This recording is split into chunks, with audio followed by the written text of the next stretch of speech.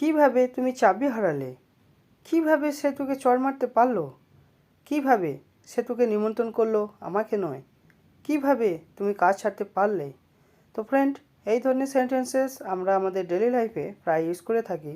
তো এই ধরনের সেন্টেন্সেস আমরা কিভাবে ইংরেজিতে বলবো, চলো তা আজকের ভিডিওতে শিখব।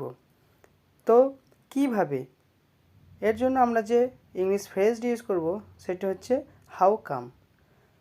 তো হাউ কাম আমরা কখন ইউজ করব? যখন আমরা সারপ্রাইজড হয়ে কোনো কিছু জিজ্ঞাসা করব, তখন আমরা হাউ কাম ইউজ করব। যেমন আমরা অনেক সময় বলি, এটা কিভাবে হলো? মনে করো তোমার বন্ধু বলল, আমার চাবি হারিয়ে গেছে। তখন আমরা বলি, এটা কিভাবে হলো? তো এটি বলার জন্য আমরা ইউজ করব হাউ কাম। কিন্তু আমরা যদি ফর্মালি বলতে চাই তাহলে আমরা ইউজ করব ওয়াই। এটি কিন্তু ইনফর্মাল। তো চলো সেন্টেন্স স্ট্রাকচার দেখে নেওয়া যাক। সেন্টেন্স স্ট্রাকচারটি হচ্ছে হাউ কাম প্লাস সেন্টেন্স এবং একটি জিজ্ঞাসা চিহ্ন। কিভাবে তুমি চাবি হারালে? How come you lost the keys?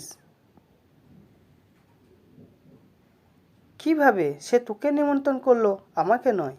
How come he invited you and not me? কিভাবে সে তোকে চড় মারতে পারলো? How come he slapped you? কিভাবে তুমি কাজ ছাড়তে পারলে? How come you left the job? কিভাবে সে রান্না করতে পারে না?